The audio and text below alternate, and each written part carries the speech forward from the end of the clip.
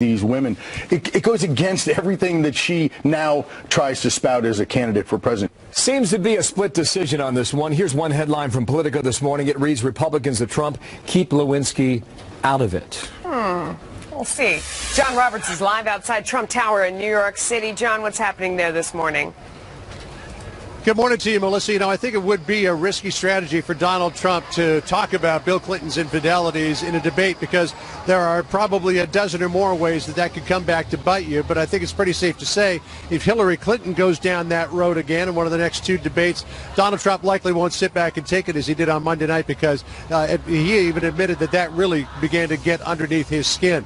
Meantime, on the campaign trail in the Midwest, in Iowa, where Trump leads by 5 points, according to the RCP politics poll average of polls, and in Wisconsin, where he trails Hillary Clinton by 5 points, trying out some new lines of attack, reminding voters about all of the various scandals that occurred during the Clinton White House years of the 1990s, encouraging voters to follow the money when it comes to Hillary Clinton. Listen. How many more Clinton scandals can this country take? One after another after another. Never in American history have so many serious challenges been met with so unserious a campaign as the campaign of Hillary Clinton. The only people Hillary Clinton ever fights for are the special interests who write checks for her. Follow the money. Donald Trump still talking about Alicia Machado, the Miss Universe from 1996, whom he spoke about, or was asked about at least, during the debate on Monday, telling Bill O'Reilly last night that during that time period where she gained weight, Donald Trump was really interested in saving her. Listen to this. I saved her job because they wanted to fire her for putting on so much weight, and it is a beauty contest. You know, I mean, say what you want, Bill. I mean, they know what they're getting into. It's a beauty contest. And I said, don't do that. Let her try and lose the weight. Can you imagine I end up in a position like this? So that's the way it is. Now we're hearing from the Trump campaign that Donald Trump will be better prepared for their next meeting a week from Sunday at Washington University in St. Louis. It's a town hall format. And, Melissa, that carries with it its own set of logistical problems, because it will be a lot about body language in addition to what comes out of the candidate's mouth. Oh, Melissa? Yeah, absolutely. All right. Thank you for that report. Good stuff. Let's analyze that first issue now. Chris Steyerwald, our digital policy editor and host of Perino and Steyerwald, I'll tell you what. Good morning, sir. I'll tell you this now, okay? Orrin Hatch, in that piece we just mentioned, quotes, I'd prefer that did not happen. I can't say it's out of bounds because she's put up with it over and over. Same article, Jeff Sessions, another Republican, undermines her credibility to say she's a champion of women when she was the organizer of Bill Clinton's defense. Where are you on this? Do you go there or not?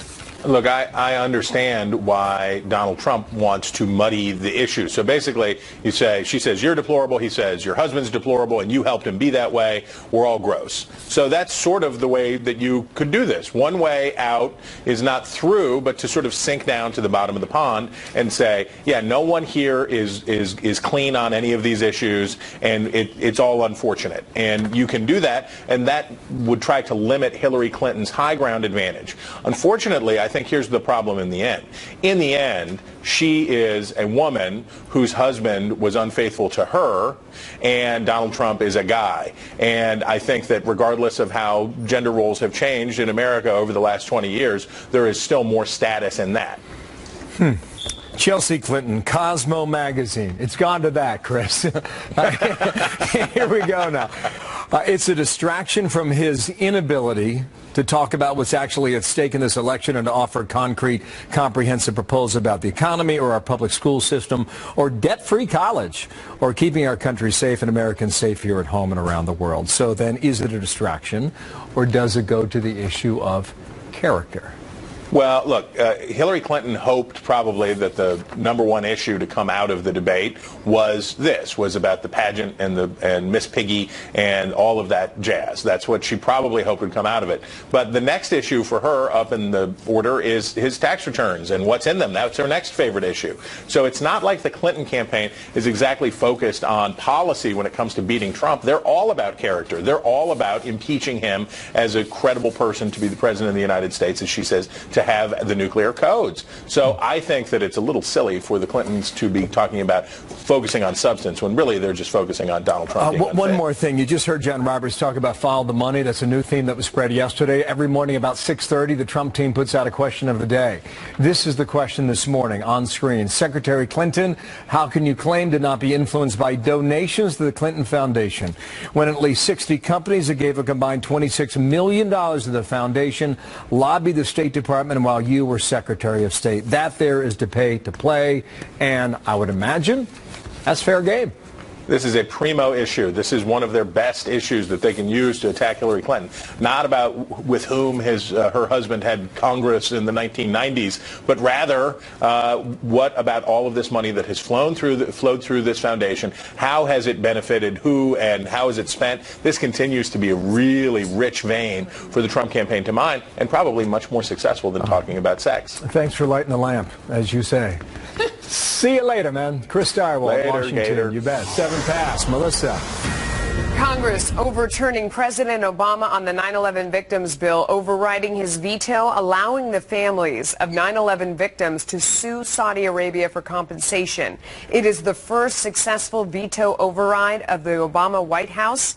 The president says it was purely political. I wish Congress here had done what's hard. I didn't expect it, because voting, if you're perceived as voting against 9/11 families right before an election, not surprisingly, that's a hard vote for people to take. But it would have been the right thing to do. Chief National Correspondent Ed Henry is live in Washington. Ed, why did this, what was behind the huge margin that it passed by here? The president makes a good point about politically, right before an election, it's hard to vote against the 9/11 families, but maybe more important than that is the 9/11 families believe beyond politics, they're finally going to get some measure of justice, because this bill and now a law will create an exception to current U.S. law that opens the door now to lawsuits against foreign governments by victims of terror attacks right here on American soil, specifically targeting Saudi Arabia, as you said, which has denied any involvement in the 9/11 attacks. Though remember, the 9/11 Commission did leave the door open to the possibility that some Saudi officials played a role. The president insists this sets a dangerous precedent. It will result in American diplomats, other government officials being sued overseas. But New York Congressman Peter King brushed that off. All of the president's objections, I believe, were addressed. Changes were made, and this bill is not going to put American soldiers at risk. It's not going to put American diplomats at risk. What it is going to do is going to finally allow the 9/11 families to have their day in court. And on that point, U.S. courts could seize Saudi assets to pay for any judgments the 9/11 families win, and Saudi officials already scrambling, saying they may sell off hundreds of billions of dollars in assets they have right here on U.S. soil, Melissa. Yeah, we'll see about that and what impact that would have. But Ed, I mean, the president really lashing out at Congress. What is behind all of that anger? He's mad. Well, yeah, part of it is he has his former Secretary of State, Hillary Clinton, opposing him on this. Senator Chuck Schumer, normally a key ally, said the commander-in-chief is dead wrong. And the president's press secretary, Josh Earnest, said this is the dumbest thing Congress has done since 1983. So that tells you they're fired up because they insist it sets an awful precedent. Watch the president. Some of the people who voted for it said, frankly, we didn't know what was in it. And there was no debate of it.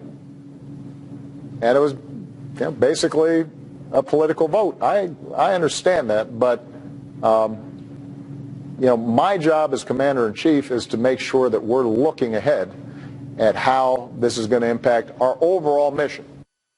I just spoke privately with one of the most vigorous supporters of this legislation who told me, look, by that standard, maybe the president and his staff should have read Obamacare and other laws more closely. Did not even read this. It's a sign of just how much anger is built up over this issue, Melissa. Yeah, I mean, it's amazing to hear him say, well, they say they didn't read it. That is never an excuse in Washington. Where have we heard that before? Yeah, exactly. Big controversy. Thanks for staying on top of it, Ed Henry. You're going to hear it again. In a moment here, we'll get reaction on both sides from a 9/11 family member planning to move forward against Riyadh. Alice Hoagland, the mother of this man, Mark Bingham. Mark was one of the heroic passengers who fought back on board Flight 93. Also today, the other side, former AG Michael Mukasey is in studio. He was against the bill. He'll join us live next hour here on America's Newsroom. A night of protests after another black man is shot by police. Police say he wasn't armed, but he sure looked like he was. You've got to see this picture. We've got all the details coming up. Also, Melissa, the Pentagon sending more troops to Iraq trying to take back a key city from ISIS. So how many do we have back in the country of Iraq today? And is that the right game plan? And the director of the FBI standing by his actions in the Clinton email probe, refusing to reopen the investigation. Doesn't sit well with South Carolina Congressman Trey Gowdy. He is up next. You can call us wrong, but don't call us weasels. We are not weasels. We are honest people, and we did this in that way. Whether you disagree or agree with the result, this was done the way you would want it to be done. Got some breaking news here at home happening right across the Hudson River from New York City. A commuter train crashing into a rail station in New Jersey, Hoboken, New Jersey. Number of injuries, not clear how many, but some of the images we're seeing on social media show heavy damage. We're working on more information, and we're bringing the very latest as we get it here, happening now here near New York. Also, this from yesterday. There was communication from Cheryl Mills that there was a preservation order, correct? Yes. And he did indeed use BleachBit on these records. Sure. That's why the guy wouldn't talk to us without immunity. And so when you got immunity, what did you learn? We learned that no one had directed him to do that he had done it. You really think that he just did this by himself? When you have 5 immunity agreements and no prosecution, when you are allowing witnesses who happen to be lawyers, who happen to be targets, to sit in on an interview, that is not the FBI that I used to work with. I hope someday when the political craziness is over, you will look back again on this, because this is the FBI you know and love. This was done by pros in the right way. Wow, FBI Director James Comey watched that hearing yesterday, telling lawmakers he welcomes the discussion but not the interference, suggesting the FBI acted on behalf of politics. What a day. South Carolina Congressman Trey Gowdy was in the hearing yesterday. Sir, how you doing? And welcome back here to America's Newsroom. Yes, sir. Thank you. We were talking during the break. You say you understand the decision he made, although you disagree with it. What part of this decision do you agree with? No, I don't agree with any part of it. I understand it. That's the curse of being a lawyer, is that you are able to understand the other side's argument. I just vigorously disagree with it. His argument is he thinks there's a specific intent element in a gross negligence statute. So it's not that I'm confused about it. I just fundamentally disagree with it. Okay, now he said that there were classified emails on Cheryl Mills's computer, the aide to Secretary Clinton. But then he would not say whether or not that was a crime unless he looked at the case more in depth. How do you look at the case when you give someone immunity? It doesn't square. Yeah, the immunity agreements are very troublesome. There are 5 of them. Initially, they said they gave immunity for the production of the laptop, but laptops don't go to prison. People do. So Cheryl Mills did have classified information on her computer.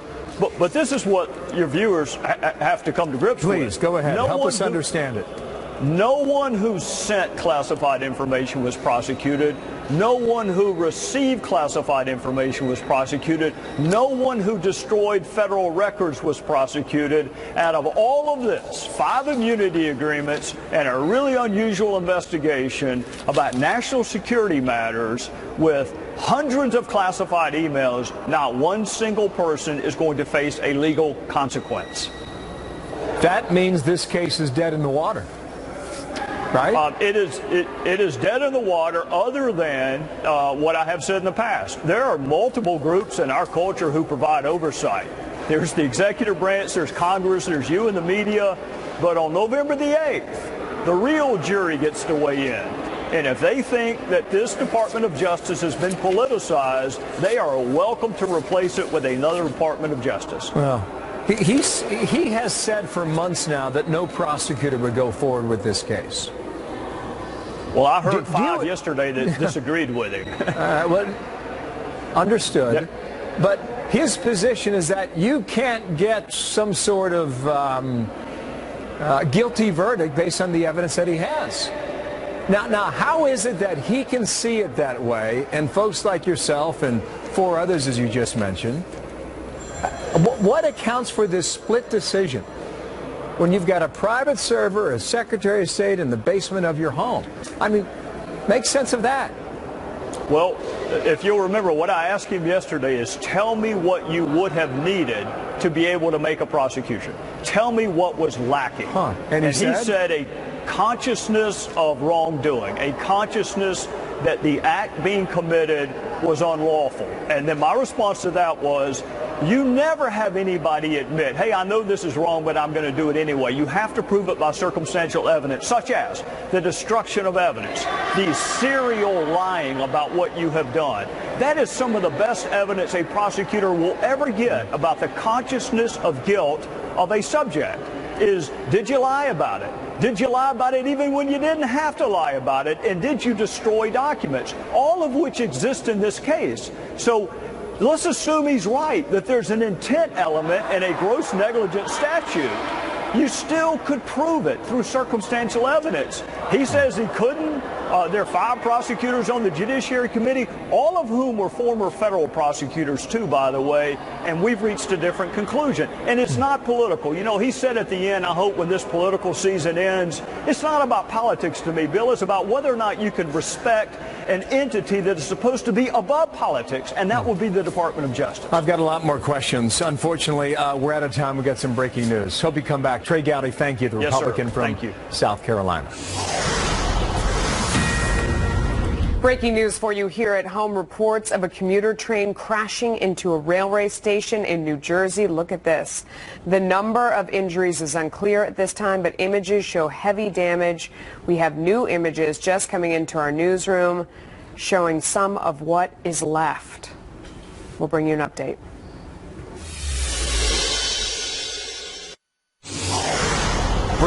Here is the breaking news now. I want to take you across the Hudson River from New York to Hoboken, New Jersey. We have images now by way of social media. Fox 5, our local affiliate here in New York, and this is what we're picking up. A commuter train in New Jersey apparently has hit the terminal for a transit station, and there are a number of injuries. How serious, we cannot say, and how many we do not know. But the images show a lot of damage. There's a suggestion that perhaps the terminal was hit, and if that's the case, was it an issue of speed or distraction or failure to apply the brakes or some other systemic failure within the system? Here's what we know. A train crashed at that station, Hoboken, and officials from local police, fire, right now, they have all responded to the scene. Transit from New Jersey as well. A lot of these commuters now posting pictures on social media that show apparently some sort of roof collapse too, and whether that was a result of the collision or something that happened before. It's too early to know. And immediately, as is the case in these things, people who are on the scene are taking pictures of what they're seeing in front of them, and they're posting them on Twitter and saying things like, it simply did not stop, says one of the witnesses. It went through the barriers and into the reception area. You can see there, it looks like the train just crashed right into a wall. Somebody else says the train came into the station and it just didn't stop. It kept going. We are also reading that they are sending buses to the area because, of course, this train now, this route is closed in both directions. So they are scrambling buses to the area to move people out of there. We do not know what injuries there are, how serious they are, how many were sustained. You know, this is a morning commute, and you can imagine how crowded a train could be possibly with how many men and women coming to the city every day. They use that train stop to get on to another train that takes you under the Hudson River into Manhattan, and there are probably tens of thousands every day that take this commuter route. How many were doing this at this time, we don't know, but this transit station, one train will come in from the top and stop, and oftentimes commuters get off, and if they're staying local, they stay local, but the greater majority, in my experience, would get off and go down the stairs down below and board what's known as the PATH train as they continue their commute into the city. We were trying to see in which direction this train was going. We can't confirm that for sure. But we were looking at what's going on here, and also them saying that it went into the office behind. We don't know who was in that office, but this apparently happened between 8:30 and 9 in the morning, which is a prime time for this station, when people, like you said, would have been commuting into the city where they would then transfer to some other way to where they were going. definitely a very busy time. Yeah, radio station WFAN, one of their anchors, John Minko, is telling his radio folks, 1010 Winds, that the train, quote, went right through the barriers and into the reception area, end quote. As you point out, Melissa, if that's the case, was it a mechanical malfunction? Was it a distraction on behalf of the driver of that train? What could cause something like this? That is what the question. The witnesses on Twitter are saying. It didn't slow down. It didn't seem like it knew it was coming into the station. Other people tweeting, I was on the train, but I am okay. It is all good. And then you're looking at people kind of come in and mill around and try and figure out where to go from there. Images showing heavy damage. Many news sites are reporting, but the number of injuries still unclear.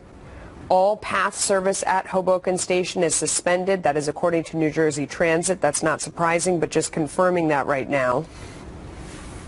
There have been multiple incidents on the East Coast when you look at Amtrak or you look at other rail lines outside of the city that have killed people at times and injured many others. And what would cause something like this is, wow, it's a question that you have to wonder about, only because, you know, the morning commute and something like that is so significant and so important. There's been no suggestion that there has been any issues with the transit line, but this is something that we need to figure out, and soon. That's a Lackawanna entrance connecting New Jersey Transit trains to the path. It's currently closed. Path station not affected, which means more commuters can continue to travel into the city and up and down the west side of Manhattan. But with a train crash in that area, that will slow down a lot of people trying to get around today. And if there were injuries, what is the extent of them? And hopefully there is no loss of life. Yeah, somebody tweeting along those lines, my train just derailed and crashed in the Hoboken station. Thankfully, all I got was a crack to my head, but please pray for the rest, says one of the witnesses and someone who says they were on the train at the time. Looking at CBS New York. Train collides with a wall at the station, and you can really see many different pictures from many different angles right now, and they all look like a significant amount of damage was done there. These trains don't have seat belts. That is rather common, not to be expected in a lot of cases, the way the trains are built and manufactured. So if you are on board a train like this and you come into a station with the force that appears based on these images, you could get a lot of movement inside that car. Based on the number of people who are inside and what defense they would have is, well, it's defenseless for so many.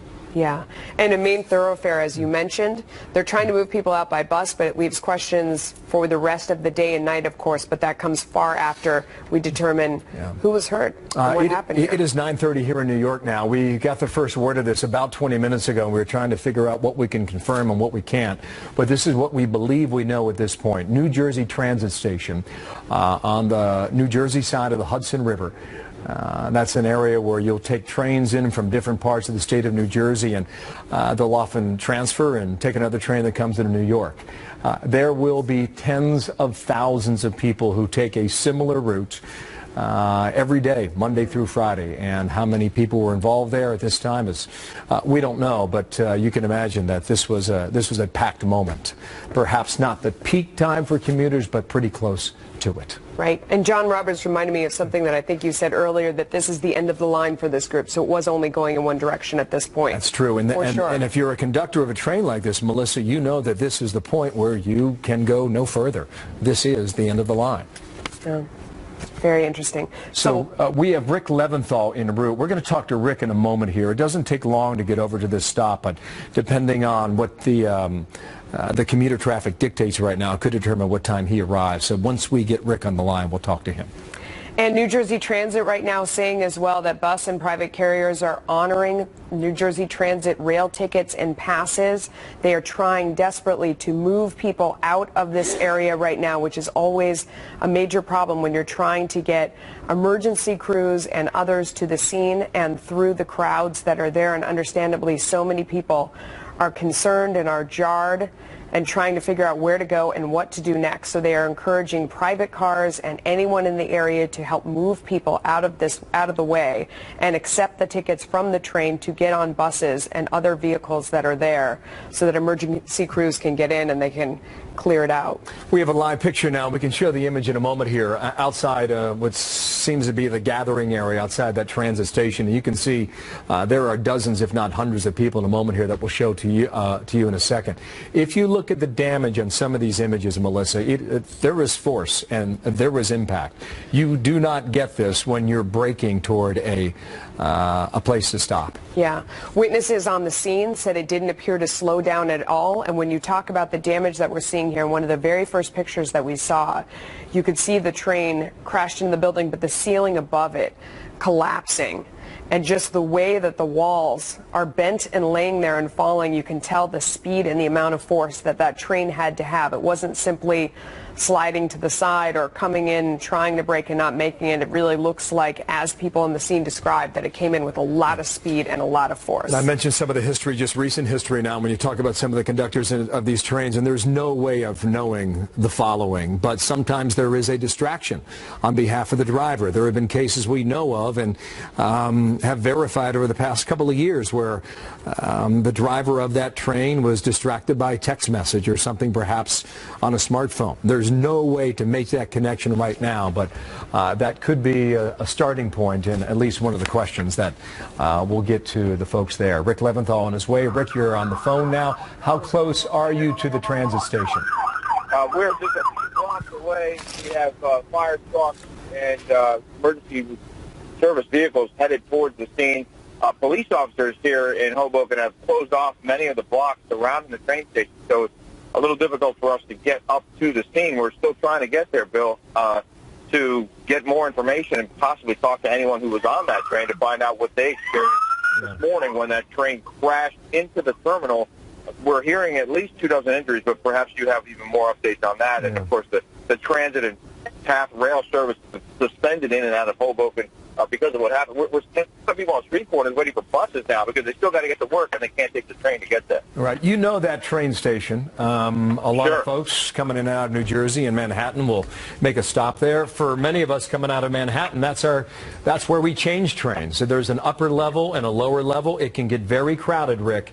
And the mind wonders at 9 a.m. local time how many people could be on board that train and at the station.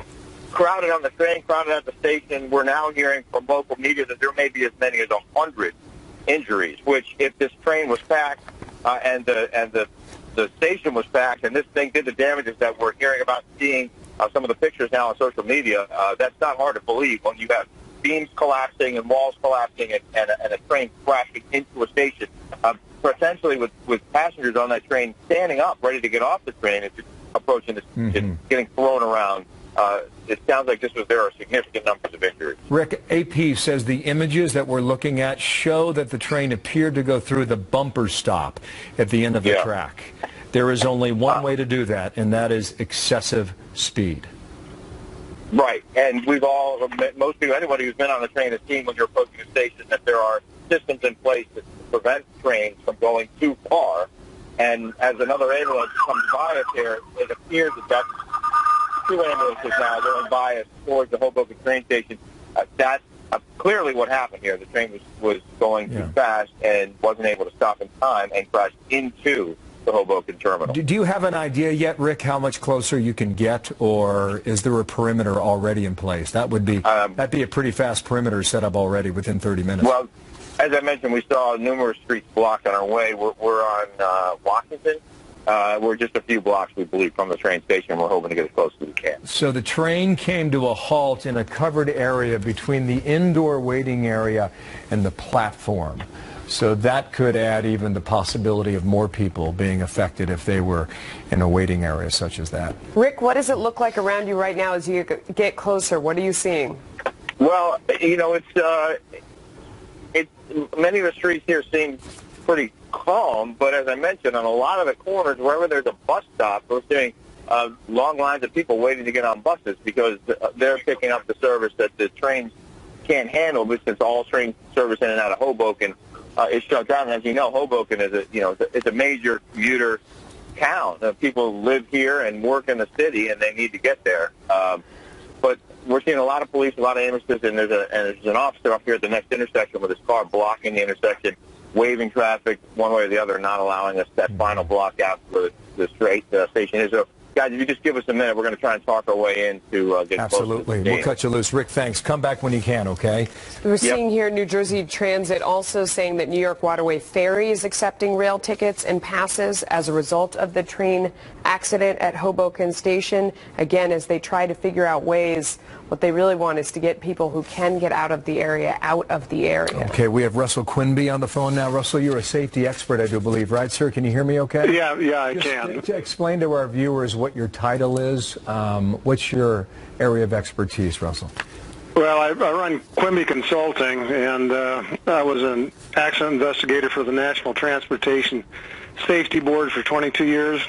And a railroad employee before that. Okay, so you know your stuff. You're looking at the images. Can you see a monitor? Yeah, I can. What do you think? Generally, this is push-pull, what they call with the locomotive at one end and a control cab at the other. And this, I can't tell, but it looks like it was a control cab coming into Hoboken Station.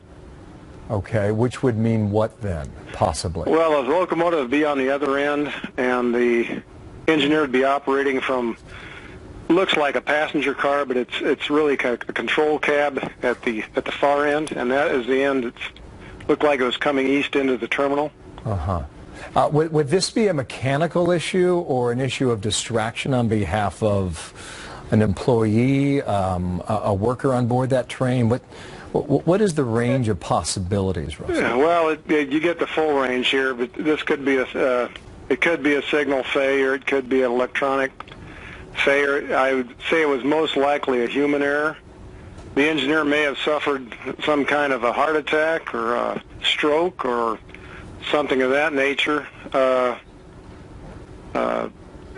At this point, it could be anything. Yeah, sorry, Melissa, but just one more question here.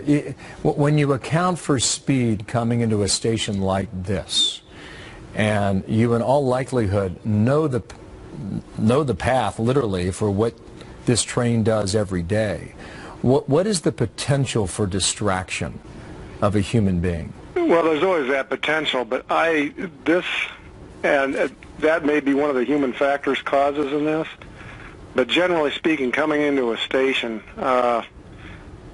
judging by the damage that I'm seeing on the screen, which looks extensive to most people, but it could have been much worse. It looks to me like he was probably going, maybe 10 miles an hour, maybe less. There's a lot of trains weigh a lot, and there's a lot of mass and force there. 10 miles an hour would do that, huh? Oh, yeah.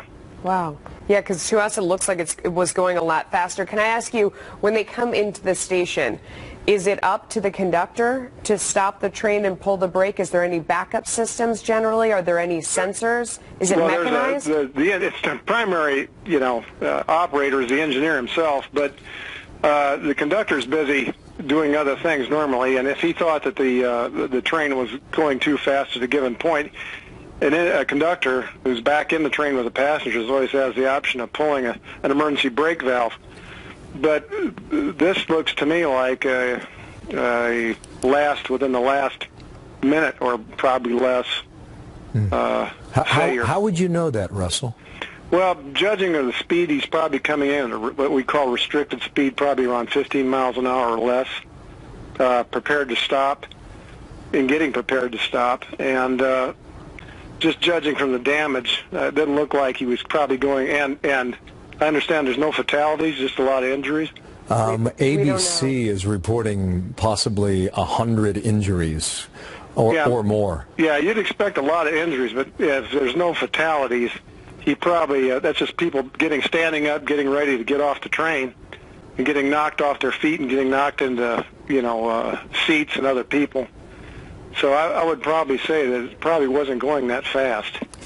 When it looks like from the pictures it says the train went into the office, and that's what people in the scene are saying. Are there generally people in there? I mean, what would that mean? Well, he looks like he went through the bumper post, which there's bumper posts at the end of the it's basically the end of the track. And then he overrode that up onto the platform and into the part of the building. Would you expect people to be in there into that part of the building that he went into? That's what I was concerned about looking at the pictures. Well, I don't know. I would expect so, because you can see on some of the doors it says to the trains. They were probably waiting to. There was probably not that many people waiting to go out because this is a rush hour coming in. But there was probably people in the station there in the immediate area. We have this from NBC now. Quote from a witness: "I saw a woman pinned under the concrete." End quote. Wow. Russell, when you consider train safety along the eastern seaboard, where we have seen many of these over the past several years, are we getting better at safety? Is the system itself better than it was? Have we learned lessons from previous incidents that have taken lives? Statistically, yes. And are things getting better? Yes. Are things getting safer? Yes. But that's like telling you that, you know, it's safer to fly in an airplane than it is to drive down the road. But if you're in the airplane going down, it doesn't make you feel that way. So overall, to say yes, it is getting safer, and statistically, we have, you know, fewer injuries and fatalities. But when these things happen, there's always obviously room for improvement. Yeah, Russell, thank you for your time. Really appreciate your expertise. We're going to let you go, and we'll bring you back in a couple minutes, though, okay, once you get a better sense of what's happening out there. Russell Quimby, thank you, rail expert on the phone. Yes, and just looking at different news reports as they're coming along now, reporting right now, it looks like Eyewitness News is reporting that multiple passengers have been trapped at the station. I guess that is the concern, of course. As that expert we were just talking to said, he was speculating based on the pictures and what he saw that rather than the train going full speed, as a layperson like ourselves might guess from this picture, instead he believed that it was probably going 10 or 15 miles an hour based on the damage to the building that he could see from the picture. That was our last expert that was on. Based on that, he did not believe that many people on board would necessarily be that injured, but the concern is for the people that were outside. That's a remarkable comment, too, when you look at the damage here in some of the images screen right and some of the emergency responders screen left. But if you have a train of that size, 10, 15 miles an hour, once you pass that bumper, it is just a question of time before how much damage do you do before you hit enough physical structures to bring that train to a stop. Russell, again, thank you for your input there. We're going to get back to Rick Leventhal in a moment. He is near the scene, as he reported a moment ago, Melissa, that he's been held up a few blocks away because the streets are now being blocked off in Hoboken, New Jersey. Yeah, and the expert that we just had looking at these pictures talking about what he thinks happened from there based on his knowledge of the station, because of course if you haven't been to this station, like almost none of our viewers probably have, it is the end of the line for this pathway in Hoboken. And he said it looks like he came in and went through the bumper post at the very end of the rail, which is the end of the line as you would know it. And then at that point the train jumped up and went over the platform. This is speculation based on the pictures, and into the office. The concern right now would be for anyone that was on that platform or in that office. It is right now, or it was at the time of the crash, rush hour, so there would be lots of people around the train. He speculated was going maybe 10 or 15 miles an hour, so the people that were inside the train could be quite injured, but that's not where we would be looking for the worst of it. ABC News reports more than 100 injured, multiple passengers trapped. And if that is the case, we will wait to see whether or not the first responders can access them, and if they are trapped, how you get them free. Here's what we know at this hour. 9:46 now in Hoboken, New Jersey. Commuter train barreling into a rail station earlier today on the New Jersey side of the track. During the morning rush hour. No word so far on the extent of the injuries, but there are various reports suggesting there are dozens, if not more. Rick Leventhal now on the scene. And Rick, you have moved from your previous location. Where are you? What do you see? We're on Washington Avenue, Bill, in downtown Hoboken. We're about 2 blocks. Come out this way, Hollywood. We're about 2 blocks from the scene. And you can see all the first responders, police officers, ambulances. There are fire trucks down there. The train station is basically straight ahead of us. In fact, you can see a train on the tracks there. The station itself is to the left, and we're just making our way down as close as we can to try and get some information and show you what's happening. Have you seen ambulances, Rick? Oh yeah, we saw a couple racing by, and the latest report we got from New Jersey EMS was 100 plus patients that need treatment, and we also heard a report that there may be passengers trapped inside the station because of the ceiling collapse and the condition of the train itself that crashed into the station. So, all right, now we see, Rick, just so you know, ongoing rescue operations. There's a building to the left. There are sirens in the distance. What are you approaching? Describe that for us. Well, we're approaching the watch out here. Hang on one second. We're approaching the train station. And, you know, we're just getting our eyes on this for the first time, Bill. So We're seeing a lot of fire trucks, a lot of first responders, ambulances. I think we got to get down to the left there to get closer. I don't really see, you can't see structural damages from where we are yet, and then we don't know if you can see anything from outside the station itself, Bill. So my cameraman, Hollywood, says you can see it. So we're headed over where we can get a better look at it. Okay, keep walking. We'll stay on your shot. We've got ambulances here on the street, a lot of first responders. The footage that you're looking at they're obviously preparing to treat people. What are you looking at? Right there. See it? I don't know if that's damage. Rick, thank you. Stand by. Well, I see. Yeah, this is pretty raw right now. There's a bit of a delay from my signal to yours, Rick. So just hang on one moment. The footage we're getting now from our Fox crew now appears to show either a train in the distance or possibly the roof. We can't verify that, but we know this. A lot of the footage we've seen and some of the photos show the damage of the rail car and extensive structural damage to the station. Some of these images on social media show a train that appears to have gone right through the bumper at the end of that track and into the waiting area where it came to a halt. One local anchor, WFAN here, it simply did not stop. Quote, it went right through the barriers and into the reception waiting area, end quote. It's worth noting as we're watching these live pictures on the left side of the screen right here, you don't see a lot of cars or a lot of people coming out. Most of that has happened already. You see police have blocked off the area. That's our Rick Leventhal in the foreground there. He is trying to get closer to the scene so he can report to all of us what is going on. But you can see him being directed around the edge. So many emergency vehicles have flooded into the area. And you see there the police tape where they have blocked off people trying to go in. They are trying to clear the area, get whoever they can out and on. We have heard that the ferry, buses, any kind of local transportation is honoring tickets for anyone who is trying to get on their way and can walk away from this accident. But by so many accounts, there are at least 100 injuries, and we're looking to see who may have gotten hurt on the platform. Multiple reports online of people being pinned and stuck in the area, and that's what the emergency crews are trying to respond to right now. Yeah. NBC reporting no initial signs that this crash was terror-related or a deliberate act, so we'll hang on to that report and see how that flushes out as the story continues to develop. If you're just joining us, this is a transit station on the west side of the Hudson River on the New Jersey side. This is a main spot for commuters working their way at 9 o'clock in the morning into New York City. This is an area where the train stops and then you get off the train and take some stairs or possibly an escalator down to another train that would eventually take you under the Hudson into Manhattan to work.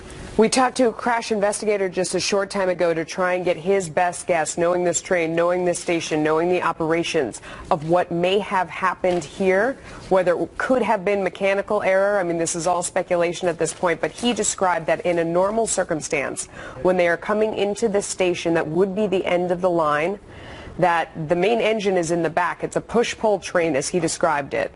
And the engineer would have been at the very back of the train, and it isn't generally up to him to pull the brake as they come in.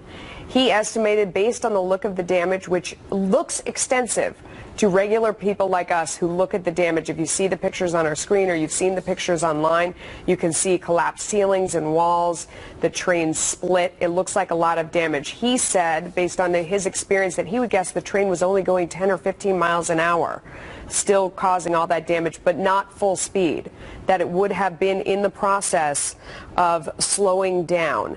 He said it looks like it went through the bumper post at the very end of the line, which would have been the thing that stopped the train and held it, over the platform, and went into the office that was there on the platform. Obviously, we'd be very concerned for anyone who might have been on the platform in that way, or may have been in the office. There's Rick Leventhal. He looks like he's looking back at us. Rick, can you hear us? Okay, wait. Yes. Just 1 second, 1 second. Well, yeah, I hear you. I just want to give you one last look at the Hoboken terminal. We're live right now. This is the Hoboken terminal right here. I'm told the damages are back inside that building. We can't see it, I'm told, from this vantage point. You can see all the fire trucks in the street, ambulances, police cars, first responders. They're pushing us back. That's the last chance we're going to see from this vantage point of the scene there. But there are hundreds of first responders on scene, New Jersey Transit Police, local police departments, state police, watch your back. And they're now pushing the media further back because obviously they have a big job to do in there, guys. Rick, we don't see people leaving from the scenes, though. I mean, normally you would expect to see people that are trying to get away and get on with it. Yeah. Have you seen? Go ahead. All the people who were in the train, all the people who were in the station that could have been evacuated have been evacuated. They were taken out. We saw tape like this, yellow police tape, in front of every train entrance. So they have shut down the entrances to all the access points to the train station, and our presumption is they've moved everyone out that could be moved out. And as we said, there may now be people trapped in there who need rescuing. So that would be the next operation as we hear more sirens, as more emergency vehicles respond. And it was difficult to get here because of the traffic, the streets closed, and other emergency vehicles on their way. So you have a massive response here and a massive need for medical attention, apparently, for 100-plus passengers who were injured in this train crash that happened in the morning commute. The average weekday entry into the Hoboken train station, the PATH station, 9,000 people at 8 a.m. and close to 4,000 people at 9 a.m. So you have well over 10,000 people that go into this train station every morning between 8 and 9 o'clock in the morning. And we don't know how many of those people were standing near where this train crashed, or how many people were actually on the Pascack Valley line as it came into the Hoboken terminal. But clearly there were well over 100 people who were on board and or on the platform there who were hurt, we don't know how badly, by this train crashing into the station. Christina Corbin from Fox reports this, Rick. Hoboken has the highest percentage of transit ridership of any city in the country, meaning more people, more commuters go through that stop than anywhere else. 50,000 use the terminal over the course of 24 hours on any given day. That is significant, Rick. It is a very densely packed community. A lot of people live here. A lot of young people live in Hoboken. A lot of people who work in New York City who live just across the river. We're just a few miles from downtown Manhattan. It's a very easy commute. It's a quick couple of stops on the train into lower Manhattan from Hoboken. And there are thousands and thousands of people who make that commute every single morning. And many of them were in the station this morning when this accident happened. We're hearing from other news sources that the train was moving potentially at full speed when it crashed. This now, according to CBS News, the train moving at full speed when it crashed, going fast enough to move past those bumpers at the end of the track. So that is something that authorities are apparently looking at, that it may have been going much faster than it should have been, in fact, at full speed. My photographer has just seen one person being removed, appears to be an injured person being removed from the scene. And as I mentioned, when we were approaching here, we saw numerous ambulances rolling up and stretchers being unloaded to help people who might be hurt or trapped inside. Thank you, Rick. Stand by there. We're getting reports from NBC that was not terror-related. it was not a deliberate act. Reports from ABC suggesting more than 100 injured, multiple passengers trapped there. Thomas Van Essen on the phone now, former Fire Department New York Commissioner during 9/11. Sir, good morning to you. You're watching this and you're thinking, what so far, as you're really only about an hour into this story? It is early. You know, I think the biggest problem you've got with an operation like this are the logistics of getting all these ambulances in. You can see all the cars that are right up close that you don't need there. All the people who respond, now they're all in the way. So you need to get ambulances in there, and that's the difficulty. You see these poor paramedics and EMTs running blocks, you know, to get ambulance, to get care to people that are hurt. And with these train crashes, you have all kinds of injuries. You have some really minor injuries and some really serious injuries, and that's, I guess, what nobody's determined yet. So you'll have to wait until you get reports from all these folks and at the local hospitals how many serious ones. The ones that get caught, you know, when those train cars twist, you can really get some serious injuries. The ones that are further in the back just get bounced around. They get bruised up. They get scared stiff. You know, so it's a real mix of injuries in these things. And then what a debris was bounced around the people standing on the station. They mentioned before the high percentage of people in Hoboken that take the trains.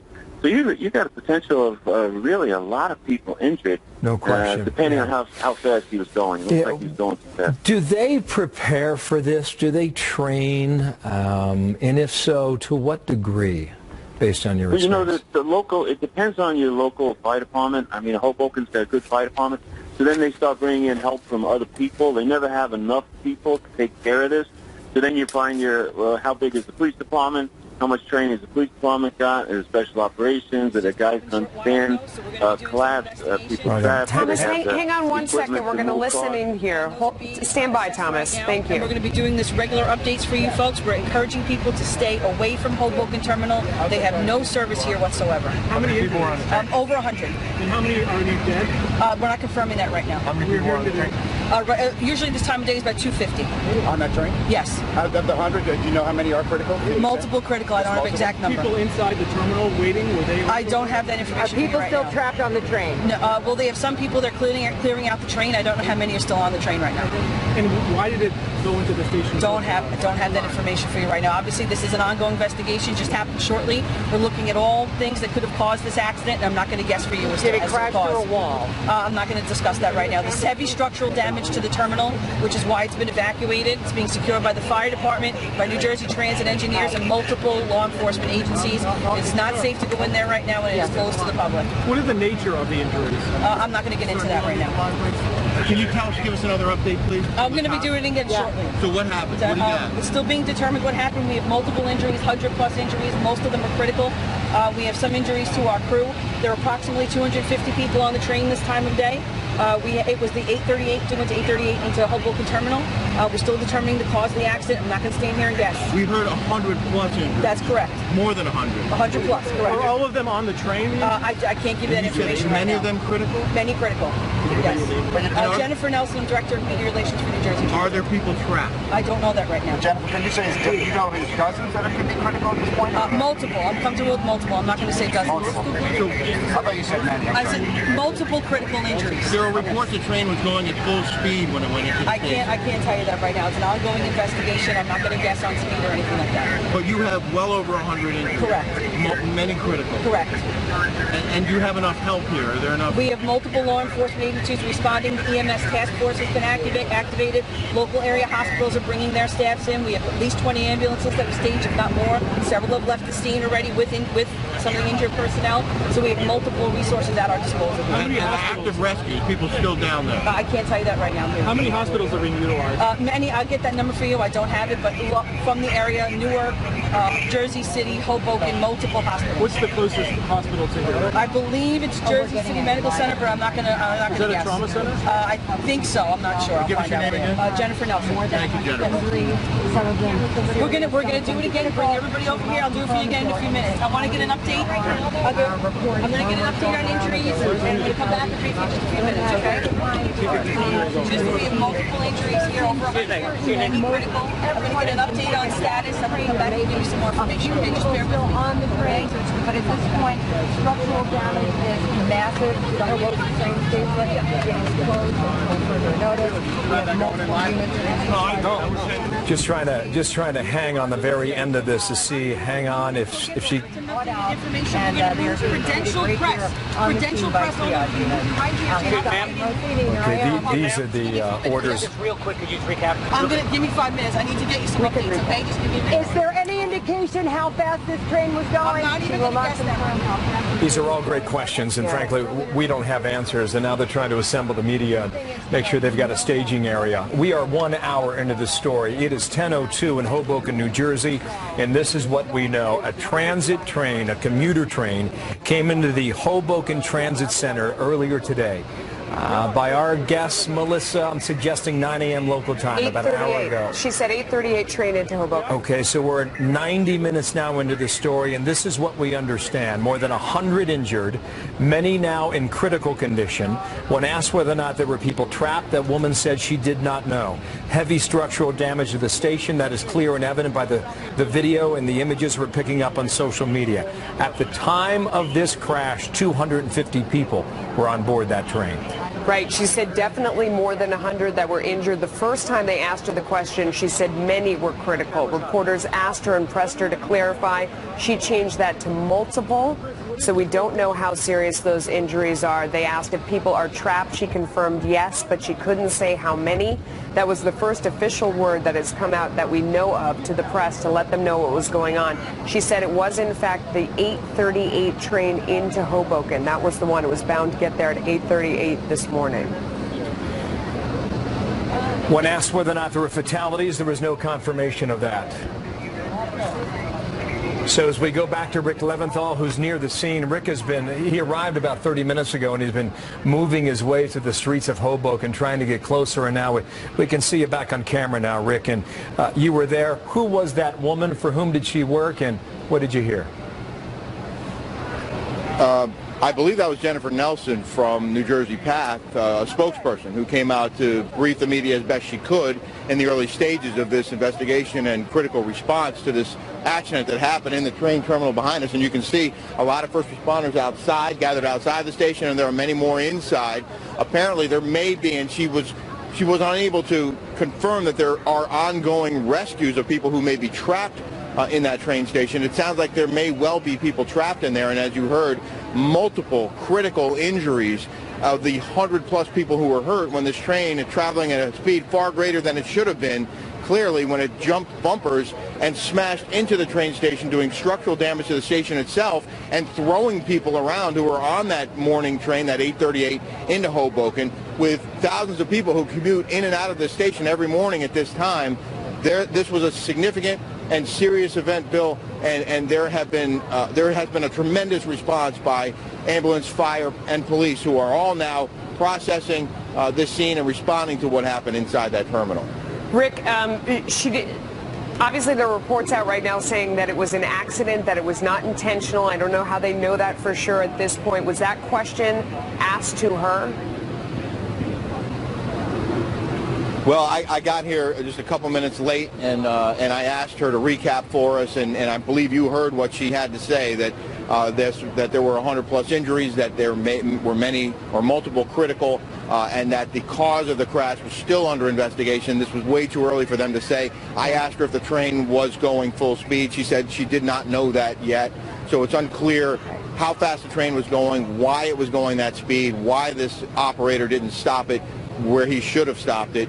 And of course they're going to be looking into that, and the conductor will get drug and alcohol testing in addition to the system being tested. We know the NTSB is on the way. Anytime you have a transit accident with multiple injuries, the NTSB does get involved, so they are either on scene or on their way here to assist with the investigation itself. She did mention that crew was hurt as well. People who were working on that train were hurt, sure, in addition to more than 100 passengers. Rick, stand by for a second. We have gotten some of the scanner traffic, some of the audio from the emergency or police scanners that would have been going on at this time. Let's listen in and see what that tells us. You know, I've literally tried to get a grasp on the scene. It's complete chaos. chaos with the agencies here. They just removed the final patient off of the train. They're telling us that there are no more patients on the train. They have one confirmed fatality. Allegedly, they had 75 to 100 patients that walked out. We're trying now to funnel these patients and figure out what's going on. Again, extreme confusion and chaos here. I will get back with more when we know if we need to scale down or ramp up. Oh. Based on that report, this may have gone to a new level if indeed there were fatalities, and if that is confirmed. The woman who was speaking there a moment ago was asked that question. She could not answer it. Yeah, and you heard what he said there as he came up. One confirmed fatality. He said that they had pulled the last of the people that were injured off of the train and taken them away as they got there, but he described the scene as he walked up as complete chaos. We were speaking with Thomas Van Essen a moment ago, and also with Russell Quimby, who is a rail expert, and you wonder now, based on the pieces of information that are starting to fall in here, you know, what the examination is for what has happened here and where you start an investigation like this. At the moment, Melissa, this is, you know, based on her accounting a moment ago, this is still this is an urgent matter and an urgent scene that has, as you heard on the scanner traffic, it was chaos, and as best as we can tell, if indeed there are people who are still trapped in there, they're going to have to move some heavy equipment inside, possibly to extract them and make sure they're safe. Thomas Van Essen is a former FDNY commissioner during 9/11, and he joins us right now. What do you make of what you see on the screen? Well, I thought that lady did a great job of giving you a really quick update, and she's in a tough position. Looks like she's getting information from so many different sources, and she's processing it probably with not a lot of help. But the biggest point she made was, you've got critical injuries. You don't know how many. You don't know how many are serious, and you don't know if there's any more people still caught in there. So that's what they've got to determine. I'm sure that the guys have figured out by now if anybody's trapped, and if they are, they're trying to get them out with the equipment they've got. Someone just mentioned heavy equipment. You might need it, you might not. So that's what's going on right now. If you haven't seen any heavy equipment coming in, then they probably don't need it for people that are trapped. They're probably going to just need that to get the twisted wreckage out of there. The report that we heard from that emergency worker who had arrived on the scene when we were listening to that scanner audio there seemed to confirm a lot of what we thought early on. That person mentioned that everybody who was injured had already been evacuated from the train, and everybody who wasn't injured for that matter, that it seems like that wasn't the hardest part. He was talking about now going in the other people. Perhaps there are people that are pinned or trapped on the platform. The first expert crash investigator that we had talked to at the beginning of this was saying that that was where probably most of the biggest danger was for people that were on the platform or perhaps in that office as this train came to the end of the line and didn't stop, but instead went through the bumper post and over the platform and into the office. One confirmed fatality there. Do you agree with that? Do you think that probably the people that were most in danger based on what happened would have been those on the platform or in the office? Well, I mean, I think the hardest part for the rescue folks, the rescue guys and people, is to find somebody who's been really driven by other parts of the building, the train itself, or you know, the abutments that they use to keep the train from going any further.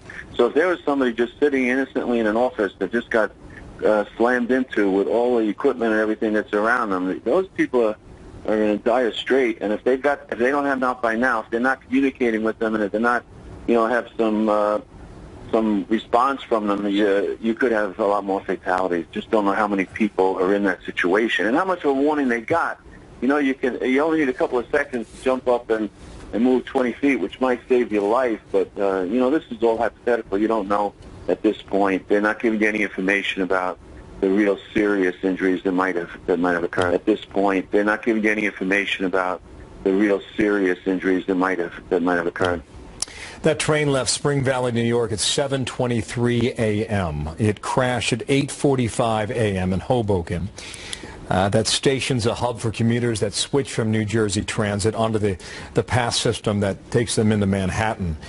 You've got 100,000 people who use New Jersey transit trains, not necessarily this one, but all of them together that commute from New Jersey to New York City every day. And Tom, if you think about this, when you're commuting and you have habits Monday through Friday, and you're on the same train at the same time, and you're coming into a station at the same time every day, you expect this to go just like it has yesterday, and a week before, and a month prior to that. You would have hundreds of people who were going about the daily motions of life at the moment this train collides.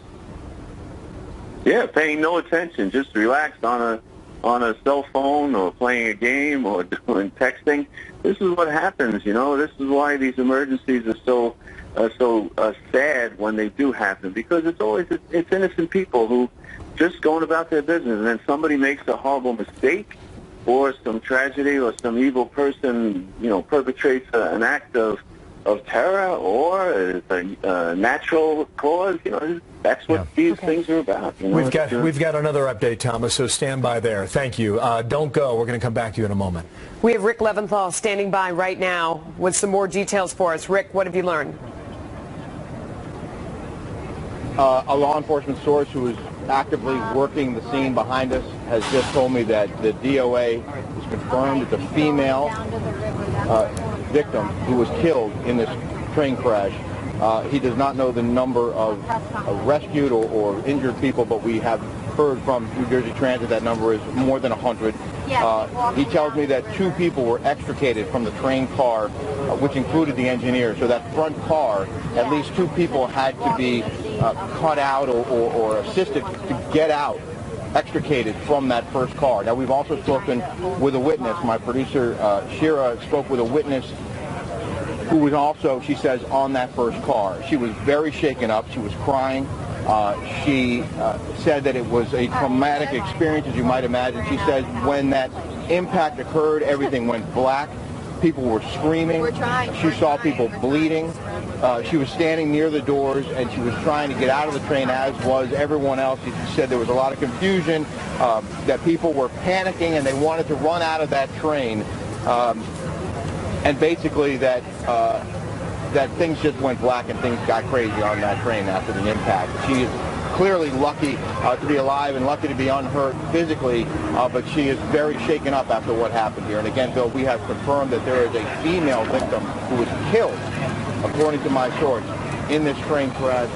And what you see behind me, of course, are the hundreds of first responders who are now here, ambulances, firefighters, police officers, who have sealed off the scene and are continuing to process the scene, as well as investigators trying to determine just why this train went barreling into this station at a speed way too high, with an estimated 250 people on that train, well over 100 people hurt. Wow. What a scary scene, Bill. If you want to grab that, well, describing that front train, who Rick Leventhal spoke to a short time ago, that train crashing, the lights going out, the panic inside as people tried to get off, unable to see, lots of screaming, she said, and also seeing people who had blood on them trying to get out of that train and trying to get clear. You can only imagine how terrifying that would be, not knowing if there was a terror act or something else had happened, given what we've been through in this city and really around the country. Listen, it was one of these transit stations just about a week and a half ago where we had these pipe bombs that were found. It was not this station, but a similar one. Rick, it looks like the street traffic has come to a not a stop, but it's more minimal now than it was when we talked to you 40 minutes ago. Have you seen any heavy equipment come in that could be used perhaps in case someone's still trapped?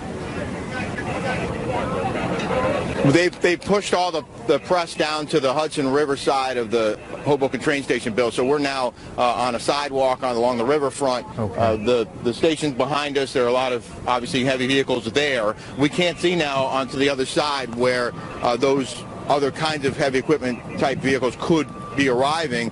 We didn't see any cranes or that sort of thing when we got here, but we did see dozens and dozens of fire trucks and ambulances and police cars, and they have sealed off this entire area around the Hoboken train station. Obviously put up the yellow tape to keep all the onlookers back as they process this scene. But again, we heard from a spokesperson that they have removed now the injured from the train station, brought them to area hospitals, well over 100 injured, many of them critically, and at least one fatality, who my source says was a female passenger, and the engineer also had to be extricated along with 2 others from that front car after it made impact here at Hoboken train station. In a lot of the video that we're seeing on the side of you, Rick, we can see the damage that was done, and you can see, looks like ceilings that have collapsed and things hanging everywhere. In some of the pictures that are posted online, you can see the people fleeing the scene.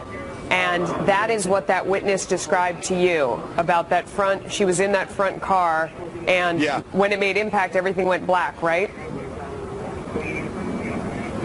Everything went black, she says, and people were panicking, people were screaming, and people were bleeding, in her words. She saw a lot of blood, and she said that people wanted desperately to get off of that train. Obviously, they were able to do that, many of them. I don't have the luxury of seeing the images that you're seeing. I saw a picture on our way here on social media of the interior of that train station, but we did hear and were told that there was extensive structural damage, beams that collapsed. You probably have a better look at that than we do, but clearly there was a lot of damage when this train smashed over the bumpers, stops, and went into a place it was not supposed to go, hurting so many people inside that very crowded commuter transit station. Rick, stand by. When you get more information, come back in a minute, okay? We had go ahead. We can. Well, we're hearing from other media that there may be as many as 3 dead now, and of course, oftentimes in these situations, the first numbers are much lower than the final numbers. So, we're hearing 24 injured, then we're hearing over 100 injured. That number could climb. We heard 1 fatality. Now we're hearing the potential of 3 fatalities. That number, unfortunately, could also climb. So we can expect that these numbers will start to go up as they make their way through the scene to make sure they haven't missed anyone. And as people who were taken to the hospital, we were told multiple critically hurt people, some of them, unfortunately, sadly, may not survive. So we're waiting to hear updates from officials here, and they most likely will come out and brief us at this location. Thank you, Rick. Let's hope the news doesn't get worse. Thomas Van Essen back with us now, and we've got a bit more, a few more pieces falling into place here. What do you make of it now, sir? Well, I would be surprised if the news you get isn't worse later on, because some of those people that are critical, it could be really bad. You just don't know. I mean, you hope that it's all minor injuries and it's just people with banged head and broken arm. But I would get, if the impact was that heavy to go through that abutment at the end, that they get really bounced around. You could easily have some more people that'll be very serious. But based on your experience, what do you understand as the process for a train approaching a station like this? About what takes place and what unfolds and who's responsible for what? How much of that knowledge do you have? No, I don't really have it. I just know that these guys slow down, period. And that's the primary objective. And if they don't, it's for some other reason. It's because of personal issue that they have or an equipment issue. That's pretty simple. But I don't know all the different protocols that the train people go through. And they talk about that most sources are reporting right now that they believe this to be accidental as opposed to intentional, ruling out sabotage. I'm not sure we know that at this point, given that there was a conductor at the back of the train who, it seems like based on the accident investigators that we've talked to so far, should have pulled the brake and didn't. What do you think about that? Yeah, I mean, at this point, it's all, conjecture. You just don't know. I doubt very much it was deliberate. I mean, my gut would say that if somebody that slipped up, or there's a problem with the equipment, a problem with the brake, that could very well be, or there's a person who wasn't able to do their job because of some other reason. So none of these things you'll know until you have a little bit more of an investigation. They'll test the conductor, they'll test the people who are supposed to do their job, find out why it wasn't done, and you go from there. But right now, that's all just... Sure, sir. Thank you so much for joining us. We appreciate it, Thomas Van Essen. Thomas, we may bring you back to the next 40 minutes. For now, I'm going to go to Jim Finan now. He was on board the train. He's a witness to what happened. And once we establish the line here, Jim's going to tell us a story about what he experienced at, well, I guess 8:45 in the morning. Jim, can you hear me? I can.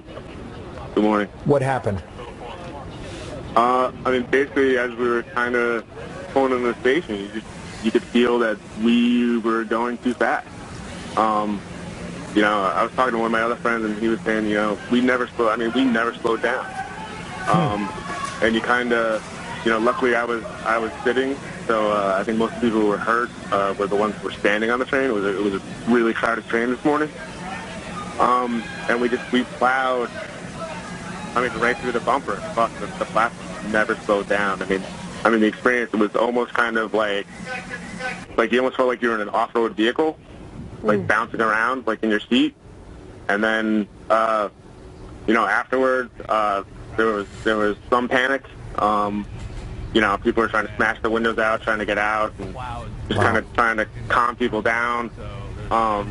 You know, and you know, a few people climbed out the windows, but then, you know, they got the doors open. So then, you know, people kind of, at that point, once the doors got open, everyone kind of relaxed and calmed down a bit.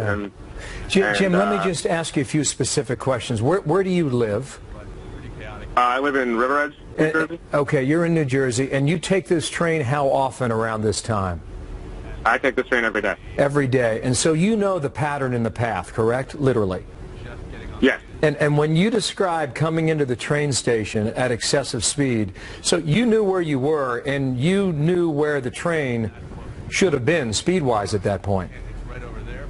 Yeah, I mean, it was coming in at full tilt. I mean, typically what happens when you're coming in, the train usually actually stops, like a couple, you know, maybe like 100 yards from even the platform, and then kind of goes in slowly. And you're seated. You're seated at this point, but you say many people were standing. Is there a way to give us an idea about the number of people who were standing? Was it considered a packed car or just a regular commuter car for that time of day? It was more crowded than usual this morning. You know, what typically would happen, there was a lot of people standing, but typically what happens is a lot of people transfer into caucus. So, you know, about half the train kind of files out, so then you get those people grab seats for the kind of the last 10 minutes of their commute. But I mean, there was a good 20, 25 people standing in the first car. In that car, right. And now, Jim, describe the moment of impact. What did you experience? You know, I mean, it was just bumpy, and then you kind of just, you know, you're getting bounced around and then just slammed forward, and you know, everyone who was standing kind of went flying. And you know, obviously that's when most of those people got hurt. You know, I saw a lot of head injuries and a lot of kind of people with cuts. Jim, at impact, did you move physically, or did you remain in your seat? I didn't fall out of my seat. I remained seated. You know, my head kind of came forward a bit, but at that point I was kind of took my arm and kind of braced myself against the front seat, kind of bracing for impact, you know, just because there was a good 30 seconds of kind of crash, where you felt the train, you know, you were coming off the track, like you knew you weren't on the track anymore, and you were just kind of waiting for the impact. You described people breaking windows. How did you get out of that train? I got out through the door. I mean, I helped knock the window out, and I helped two people out of the window. I was actually sitting at the emergency exit window. And then by that time, after we got two people out, and you know, a man jumped out, and then we helped another woman out. By that time, they got the doors open manually, so people were able to just file out the doors at that point. Jim, can I ask you, what was going through your mind when this happened? Can you remember? A lot of expletives. It was scary. You know, I just kept thinking that you know, I was just hoping that we weren't going to flip. That's what kept going through my mind. I was actually expecting the train to flip over, and that's really what I was worried about. But luckily that didn't happen. In the time between, you described when you felt like you were going off-road, that you knew you were off the track to the point of impact. How long did that feel like to you? It felt, it was like a good 30 seconds. Wow. It was pretty quick. It was going in pretty fast. What did you see on the platform once you got out as you were exiting? Did it seem like that there were people who were stuck on the platform? What did you see outside the train? It was hard to tell because a lot of the roof was caved in kind of over and around the train. I'm not sure if anyone was stuck inside the car. I couldn't really see because even though I was in the first car, I was towards the back of the first car. I wasn't in the front of the first car, so I'm not sure if anyone was trapped up front. Real quick, you feel like you're going to ride the train again? Well, I'm not sure I'm going to ride tomorrow, so probably not running. No. Yeah, I'm still going to take the train. It's the best way to see to the city. Jim, can I just get you on two more questions here? You describe a fast speed upon approach. We had an expert on last hour who's not there, granted, but he was suggesting even a train at 10 or 15 miles an hour could cause this much damage. Do you have any way to tell how fast you were going? It's tough to gauge. I'm not sure. I know it was definitely, it seemed like it was almost kind of the speed that the train normally travels, when it's between stations. Wow, that could be significant. Last question. You describe injuries, head injuries. What did you see? I saw a few people with, cuts and, around their foreheads and eyes. A few people with there was someone who, he looked like he almost had his thumb sliced off. And injuries, like lots of cuts, lots of head injuries and hand injuries. Okay. Jim, we really appreciate your eyewitness account. Thank you for your time, and our best to you, okay? And we're glad to know you're okay. And Jim Finan, eyewitness there on the train. Yeah. All right, let's listen, and we're getting a live update here on the scene, I believe. Let's listen into the latest details.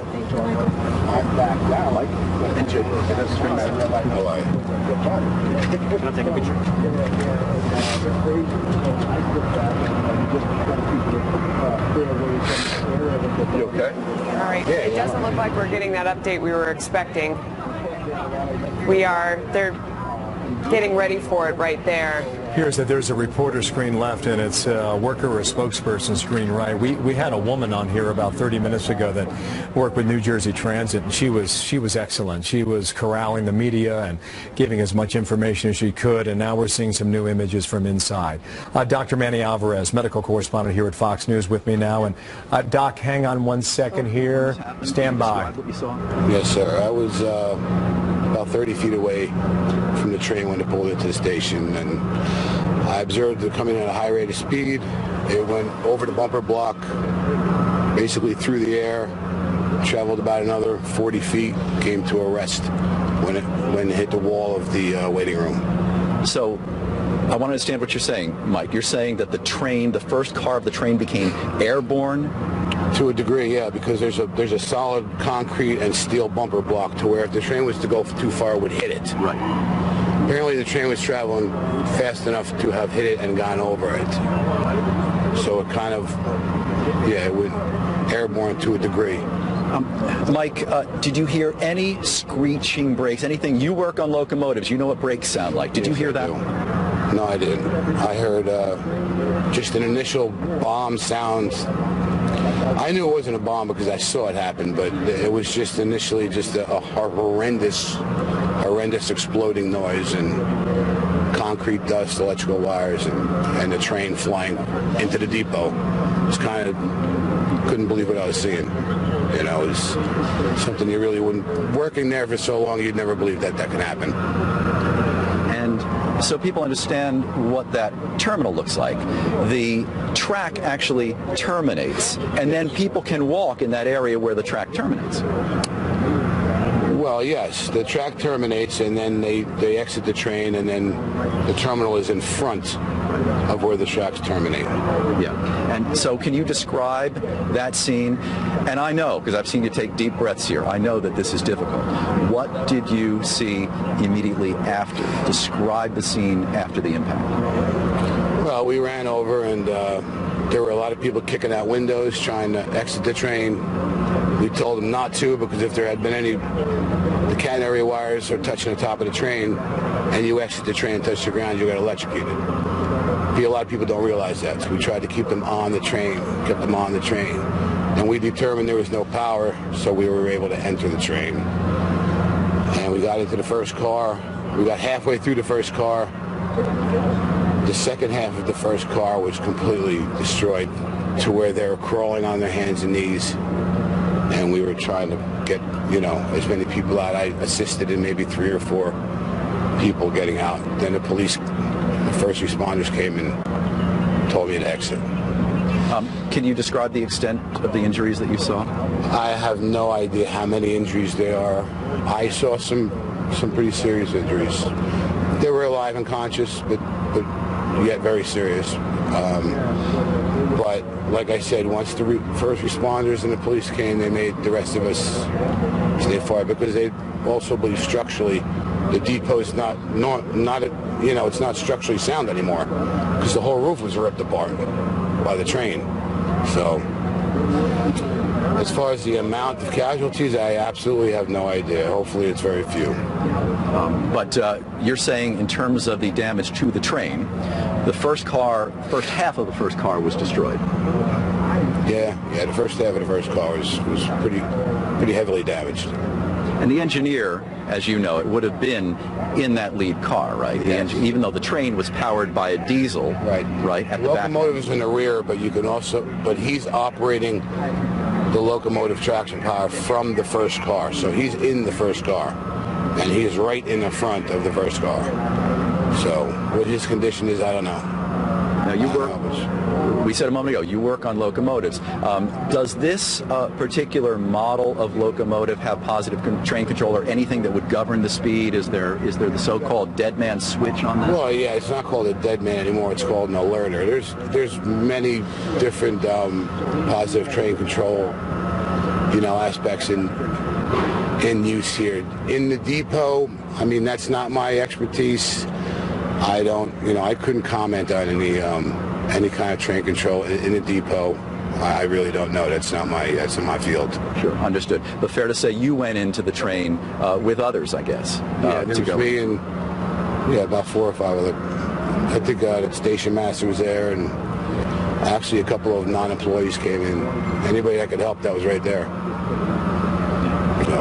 So if you had to sum up your reaction to all of this, Mike, what would it be? No, it was just shocking. I mean, kind of surreal. Just completely shocking. Like a trade center type of thing. You don't really believe it's happening in front of your face. I mean, I walk past that area where it happened 100 times a day, and I could never imagine that happening. So seeing it happen was almost unbelievable at the time. I just couldn't believe what I was seeing. That's all I can say. Mike Larson, I know this is difficult for you, Mike, and I appreciate you taking the time. Thank you for doing what you did. David? Okay, so that was a train worker there describing what he saw when he came up. He described people crawling away from the train, also how he and others who were working on the train telling people to stay put and be very careful. He explained that most people don't understand you can get electrocuted when you're trying to get away from the train. We had a witness on beforehand saying the train usually stops before it comes into the station and then coasts the rest of the way in. This is somebody who takes the train every single day. He said today that did not happen. They didn't stop and they didn't coast. Instead, they came in at the same speed. He described jumping the track and feeling like he was in an off-road car bouncing along once they were off the track before they hit impact. This person inside the train was inside the back of the first car. He was seated. He said he saw people fly around, some head injuries, someone who he described as looking like his thumb had been cut off. There was then a lot of panic after impact.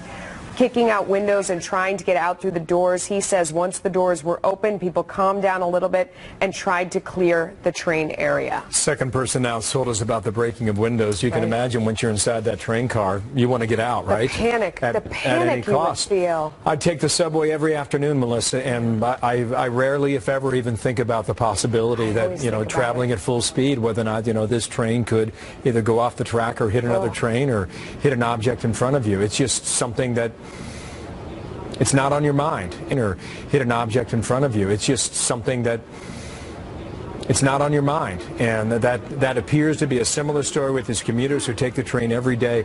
But it was clear they knew pulling into that train station that they were beyond the speed that they normally travel at. That something was wrong. Absolutely. We've got more eyewitnesses now. Do we have it queued up? If we do, let's go ahead and roll it. And this is what we heard from another on board that train. Watch here. It was so packed. There was no indication of like whether or not the train is going to actually stop. What we didn't know we collided into something. We just thought something exploded or whatever happens these days. I feel, again, nothing in comparison to what people over there probably feeling or how they might be hurt. But it's just scary to know that, like, in a second or a moment's notice, your life could be gone. And thankfully, in the immediate area where I was, the people were just like bleeding and some injuries to their like extremities, but nothing traumatic. And we were able to get off the tracks to the next platform. Wow, clearly shaken up, and for very good reason. You imagine the sound of the concrete and the steel coming together with the collision of that metal as it was approaching the station. Dr. Manny Alvarez with us now in studio. And Manny, you live and work in New Jersey, and you've been in touch with a lot of folks on the medical side. What do you want to share with us so far about the injuries and possibly others? Well, Hoboken is a town that I live in partially also, so I'm very familiar. Early this morning when the accident happened, you know, basically the regional hospitals that serve Hoboken are hospitals that I'm part of. Immediately a command center was placed at Hackensack University Medical Center, which is the main trauma center to receive trauma victims. Right now, most of the injuries are going to places like Jersey City Medical Center, Palisade, and St. Mary's hospitals, and depending on the severity of the injuries, some patients might get transported to Hackensack for more intensive work. Early this morning, I did confirm before it was officially announced that there was one mortality, allegedly a patient on platform, but most of the injuries that we're going to see basically probably are going to be referred to the first, second, and third car, because that's where the impact energy of a full stop going into a, you know, almost like a car crash, hitting a tree, if you will. There's going to be a lot of cuts and a lot of broken bones and a lot of internal bleeding. Those perhaps are the types of injuries that the initial PR person was alluding to as far as critical patients that require intensive help. But this is still, you know, we still don't have the full picture on the severity of the injuries that are going to come out of this. I would imagine the people that were standing were at greater risk than those that were sitting, or I don't know. What do you think? Well, anybody who rides a train, especially these types of transit trains, they all have hard surfaces. You know, it's just all metal, right? There's no cushion of any kind. And when you compound that with, you know, with a lot of bodies that stand up typically with a full force of the energy that you get thrown, you either hit another person or most likely you hit a very hard surface, because those are very hard plastic seats and metal rods everywhere. So you're bound to have significant types of injuries once that happens. We had an eyewitness, Manny, just about 20 minutes ago describing head injuries, a lot of cuts to faces and eyes, etc. That goes along the line of what you're describing to us now. Yeah, and you know, you have to remember, not because you're bleeding from the outside doesn't mean that there's no injuries. When you have these impact injuries, you could hit your head so intensely that you start bleeding intracranially, and you're going to need an emergency operation to release the blood. The same thing happens in the thorax. You know, you hit your chest so hard that your lungs, your spleen can bleed, not necessarily showing that you have a cut from the outside. So this is why these injuries get so problematic for the first responders, because they have to triage right there at the scene, whether they're dealing with a crushing injury with internal bleeding, and then those folks have to be rushed immediately, and immediate resuscitation has to occur. I mean, based on what you're saying, we saw a lot of people that walked away. A bunch of them talked to us. What would you say they should be looking out for in themselves, even though they walked away?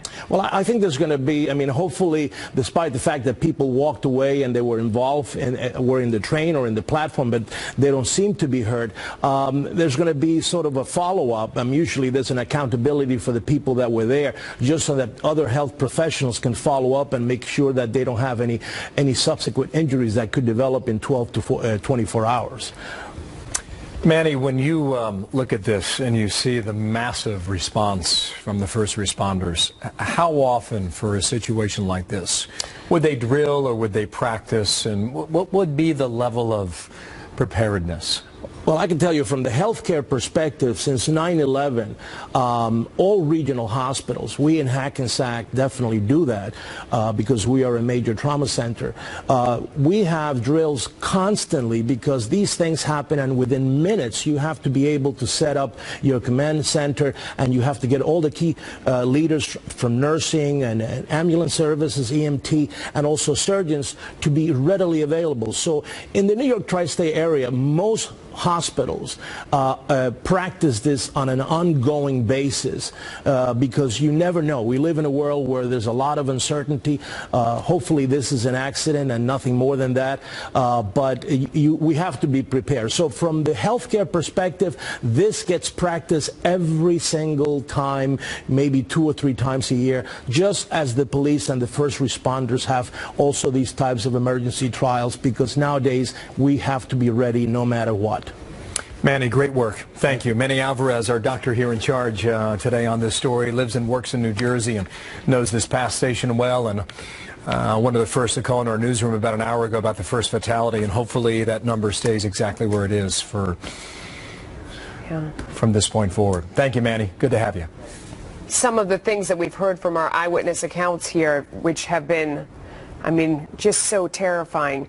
As to the one commuter that we talked to who rides this train every day, provided a critical piece of evidence. He said that in general, when they come into this station at Hoboken, which is the end of the line, and we've all experienced this, when you come into Manhattan as well on other train lines, they stop way far out and pause, and then they coast into the station from there. He expected that to happen, and he described that as a thing today that did not happen, that they didn't do that pause and they didn't coast in, that they kept going at full speed.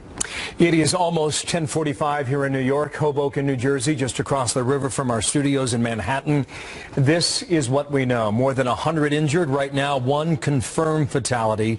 These numbers, as they often do, they will change as the story continues to develop. We're only 2 hours into this at the moment. A commuter train from New Jersey crashed into the Hoboken, New Jersey train station, and with it caused serious damage to the train, the station, and so many commuters on board. One witness we were with earlier described many as 250 people on board the train at the time. He was seated. There were at least 25 people, he said, standing in the car that in which he was riding. He described the first car that he was in, a regular commuter pattern for him, Monday through Friday into the city, and things were normal, he described to us, until they approached the station, and then he knew they were traveling at a speed that was not right.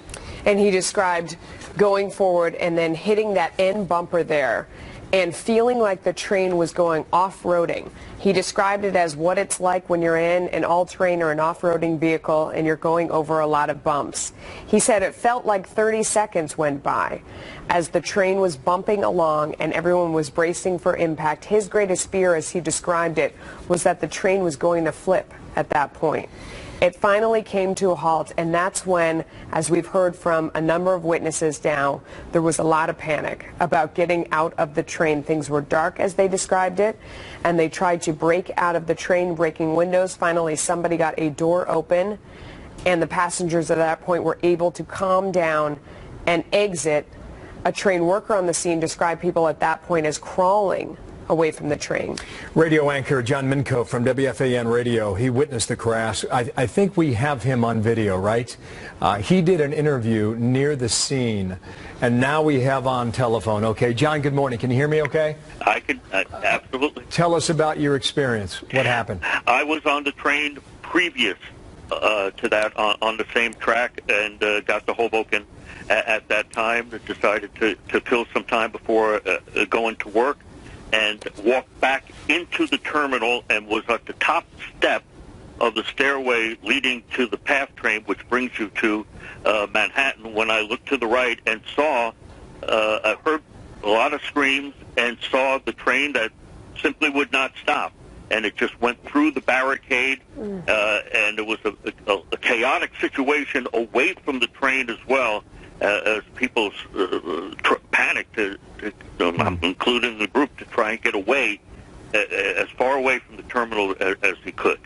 What was going through your mind at that point? You know what? It's hard to say. I couldn't believe it. I mean, I looked and I saw the train not stop, and you hear the electricity goes out. Obviously, it becomes a dark scene, and with the noise on impact, I just looked and said, it's hard to believe what I still say it right now. Hard to believe what I saw. Then what happened next? Well, I scrambled with others to get away from the terminal, and the responders were extremely quick. It did not take long for the first group of responders to arrive on the scene at the train station. Wow. You take that route a lot, John, do you? Every day. Wow. Pretty normal day until that point, wasn't it? Yeah. It was a normal day, and a chance to kill some time before going into Manhattan. But certainly, obviously, it did not end that way. At that point, what did you hear? I mean, other witnesses have described the panic. Were people screaming? Were they quiet? What did you hear? Lots of screams. Upon impact, it sounded like an explosion. Of course, it was not. It was a heavy impact. When I kind of likened it to a situation. Obviously, the train and the passengers knew that the train was not stopping. But it's almost like it was a failed gear. Yeah. And then as people left, what happened next? What did you see next? Well, I was at the top step, and people were running up the stairs to get out. You get in the middle of a large group of people, and trying to go through doors, and everyone obviously, and some pushing to get through first, and others just pushing to help the other people get out quickly as well.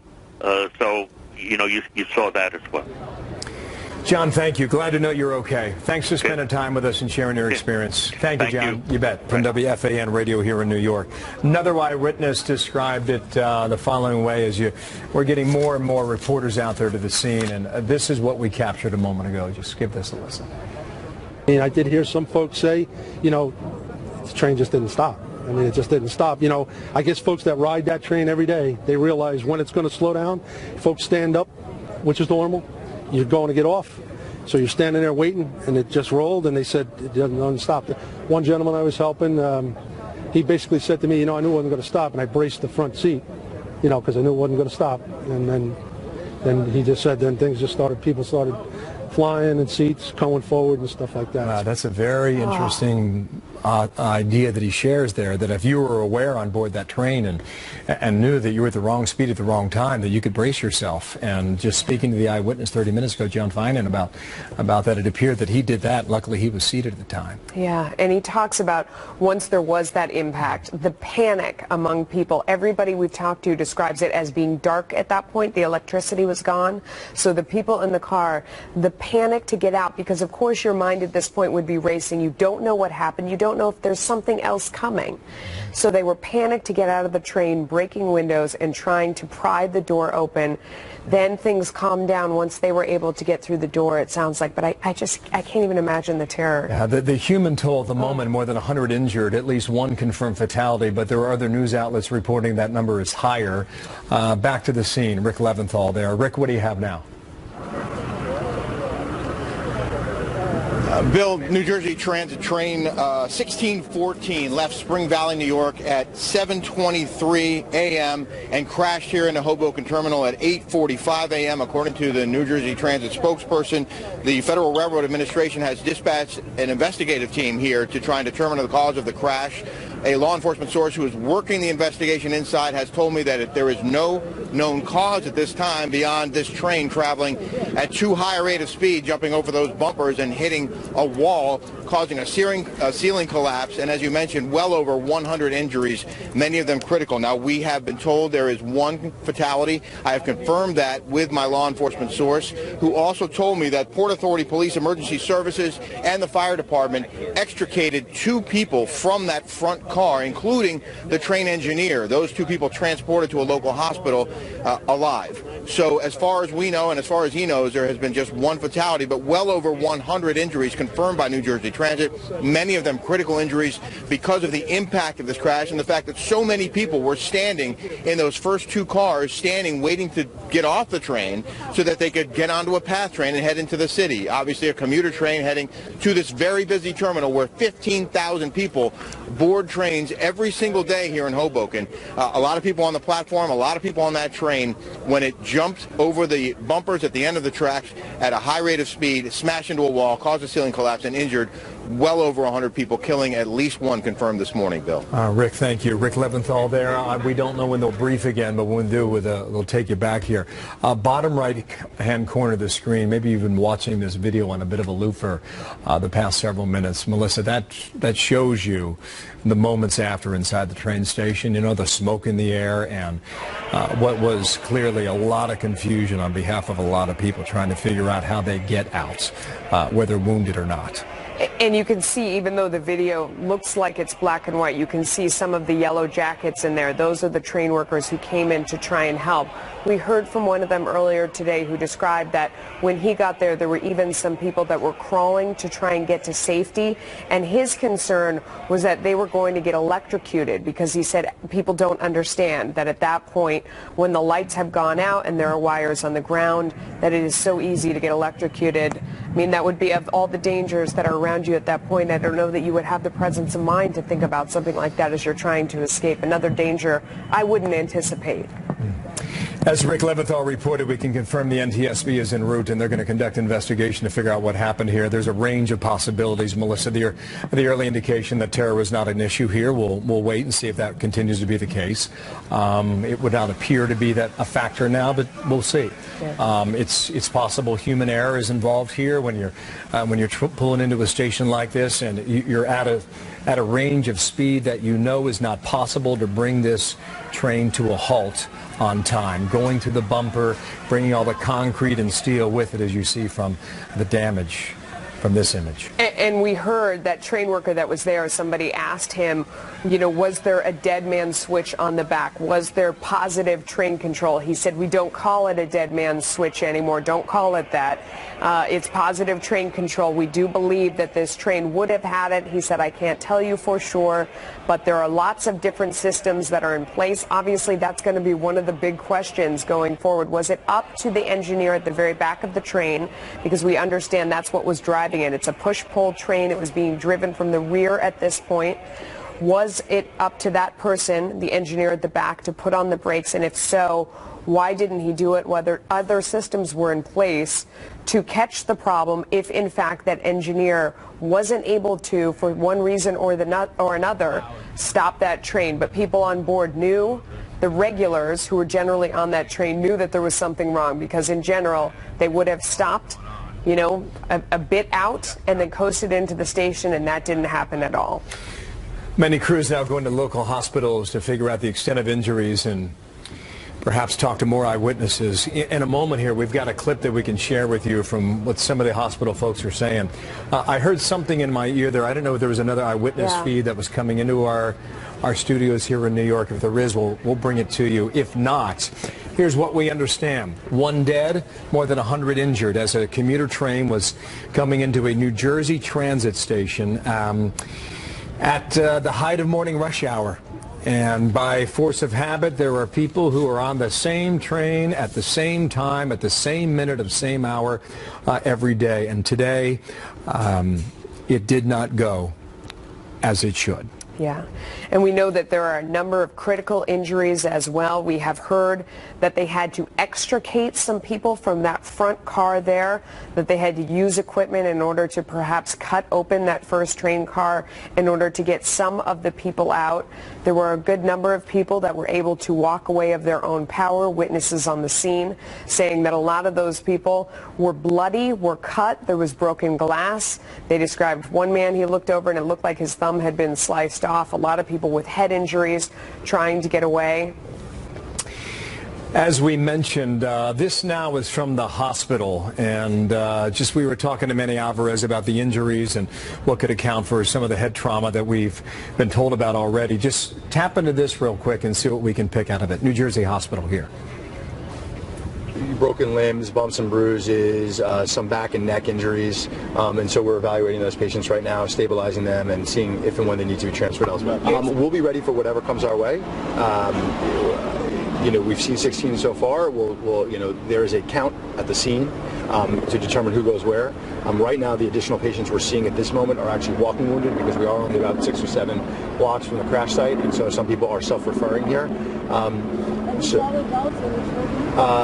mostly adults. I think there may be one pediatric patient, although I'll have to get back to you to confirm that. Are you expecting more patients from other hospitals? We are not expecting more patients from other hospitals. We may be receiving more patients from the scene based upon, who needs to be in a hospital soonest. And because we are the closest hospital, if somebody needs to be stabilized and moved somewhere else, that could happen. Based on that account, there would be a lot of people who are lucky right now. Based on those injuries, they appear to be okay. We can't say the same for a lot of others where they were said to be in critical condition, and the extent of those critical injuries could run the gamut, frankly. There was also a report early on, Melissa, that there were people trapped. We have not heard a clarification of that. I would suggest in more than an hour. So if that is the case and no one is trapped, that would be another a bit of good news out of the story so far in Jersey. Absolutely. And we heard workers who arrived at the scene or other witnesses who were there seeing people stream away